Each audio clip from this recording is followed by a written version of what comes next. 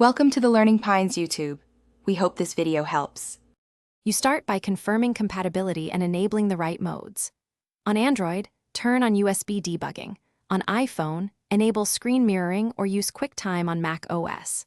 Once done, install the official desktop app or drivers for your phone model and connect via USB-C cable for reliability.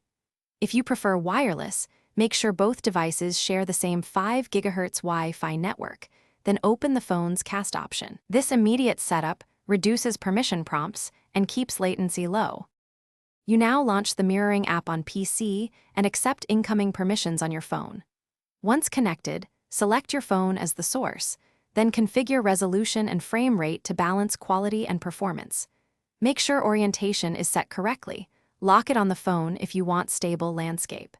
If you need sound on the PC, enable audio streaming and toggle touch control only if you intend to interact from the computer. These steps make the view usable for demos, recordings, or remote control.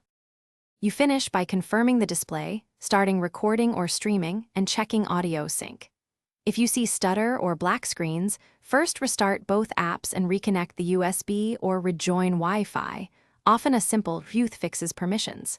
If problems persist, toggle airplane mode on the phone, then re-enable network to reset connections.